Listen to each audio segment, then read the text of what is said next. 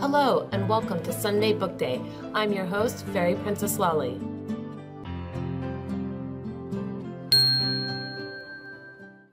Today we'll be reading from The Gray Fairy Book, an unabridged collection of fairy tales. We're joined by special guest reader Ion the Leprechaun.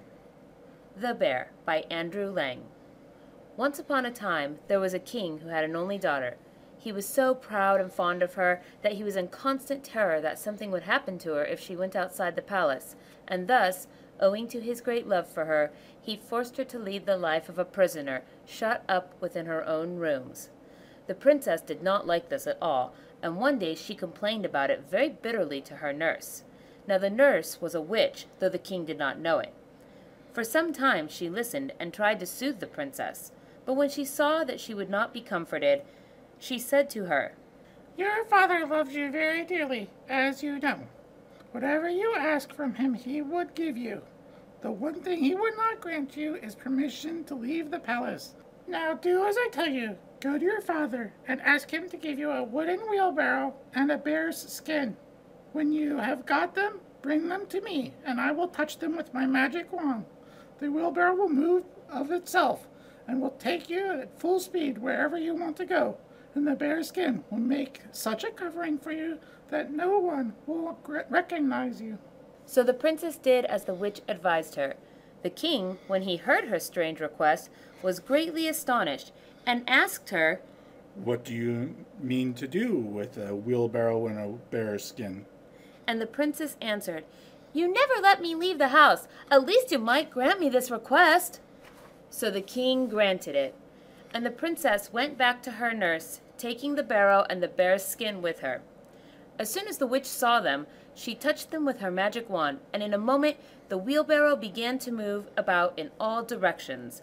The princess next put on the bear's skin, which so completely changed her appearance that no one could have known that she was a girl and not a bear. In this strange attire, she seated herself on the barrow, and in a few minutes she found herself far away from the palace, and moving rapidly through a great forest. Here she stopped the barrow with a sign that the witch had shown her, and hid herself and it in a thick grove of flowering shrubs. Now it happened that the prince of that country was hunting with his dogs in the forest. Suddenly he caught sight of the bear hiding in the shrubs, and calling his dogs, hounded them on to attack it. But the girl, seeing what peril she was in, cried, "Call off your dogs or they'll kill me!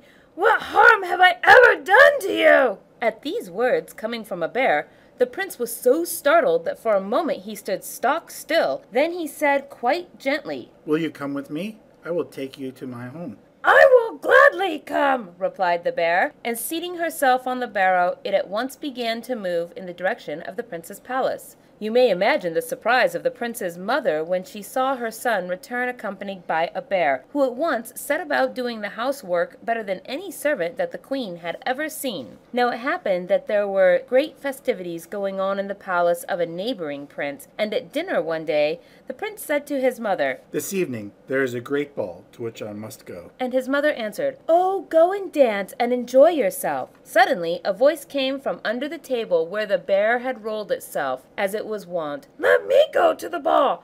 I too would like to dance." But the only answer the prince made was to give the bear a kick and to drive it out of the room. In the evening the prince set off for the ball. As soon as he had started, the bear came to the queen and implored to be allowed to go to the ball, saying that she would hide herself so well that no one would know she was there.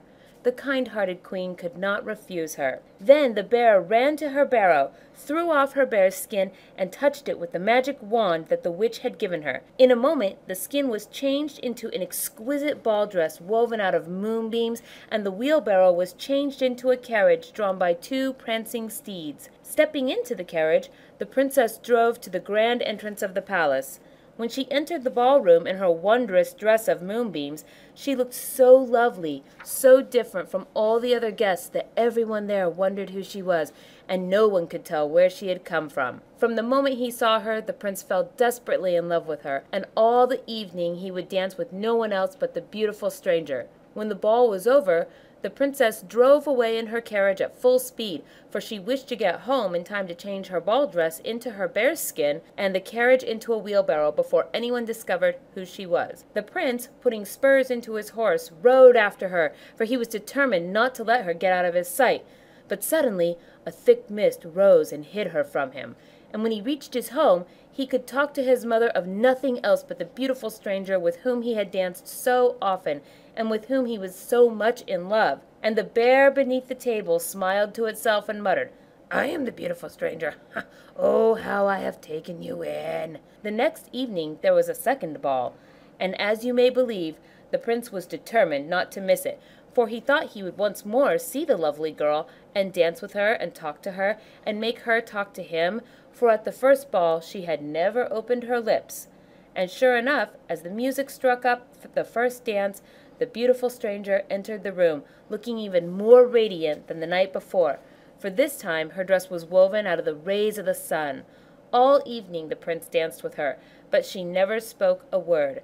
When the ball was over, he tried once more to follow her carriage, that he might know whence she came. But suddenly a great waterspout fell from the sky, and blinding sheets of rain hid her from his sight. When he reached his home, he told his mother that he had again seen the lovely girl, and that this time she had been even more beautiful than the night before. And again the bear smiled beneath the table and muttered, "I have taken him in a second time, and he has no idea that I am the beautiful girl with whom he is so much in love." On the next evening, the prince returned to the palace for the third ball, and the princess went too, and this time she had changed her bear's skin into a dress woven out of starlight, studded all over with gems, and she looked so dazzling and beautiful that everyone wondered at her and said that no one so beautiful had ever been seen before. And the prince danced with her, and though he could not induce her to speak, he succeeded in slipping a ring on her finger.